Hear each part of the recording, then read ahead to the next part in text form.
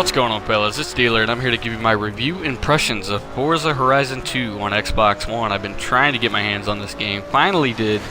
I am fairly experienced with the Forza Motorsport series in general. I figured I'd give my opinions on them as well as drop some knowledge about the game at the same time. If you guys don't know, this title releases on September 30th on Xbox One and Xbox 360, so that's a plus. The games play identically to my knowledge. Visually, there are a few differences: resolution, particle effects, weather effects, and physics engine. But if you played Forza Horizon 1 on 360, you know it was phenomenal. I have no doubt Forza Horizon 2 will be phenomenal on 360 as well. This is an open world racing game for those of you that don't know. It contains over 200 cars, all fully upgradable. If you see an event on your map, you want to get there, take the road, take the gravel, take the mud, take the field, bust through tables, do whatever you need to do to get there. It's up to you. Upgrade wise, like I said, it contains a whole host of upgrades. If you like this Lamborghini Huracan, for instance, twin turbo it, centrifugally supercharge it, race tires, tire width, downforce, race exhaust, put a race cam in there, oil and cooling. Basically everything from the main motorsport titles is carried over, along with tuning. Tuning comes along this time around in the Forza Horizon series, so adjust your camber, your toe, your spring rates, your anti-roll bars, your differential brake pressures, so on. Some of the best tuning in any racing game that has ever existed. You'll find that in the Forza Motorsport series. Graphically, the title obviously looks like a next-gen only title. Even though it shares a platform with the 360, it looks phenomenal. The resolution is 1080. The frame rate is 30 frames a second.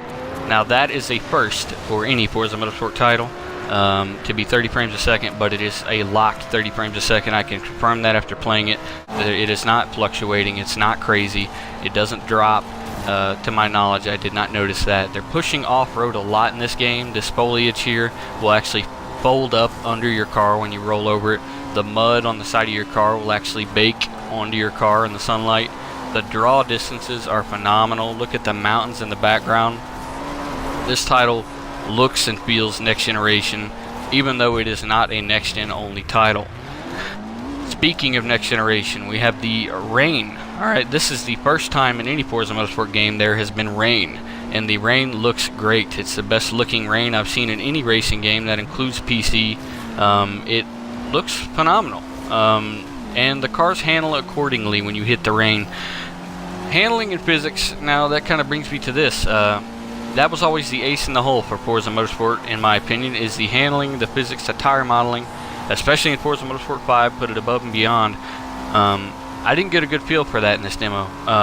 In my region, at least, there were only 3 cars to choose from. I believe they were all four-wheel drive, and those all-wheel drive cars are just so easy to drive. They have so much grip. I couldn't get a feel for how a rear-wheel drive car would handle. Obviously, I wasn't in one. That's what I wanted, though. I wanted a mid-horsepower muscle car type thing, get a feel for the grip. I couldn't even get the rumble triggers to really kick in. I wasn't losing grip enough driving around the open world enough to get the rumble triggers to really kick in. At first I thought they weren't even enabled in the game, so I was kind of surprised. But it was the all-wheel drive cars. They're just easy to drive. I wish I could have gotten a rear-wheel drive car in there for you guys, but the physics, I'm hoping they're really good on the rear-wheel drive side of things. Check my channel for gaming-related content, fellas. I'm Dealer, and I'm out of here.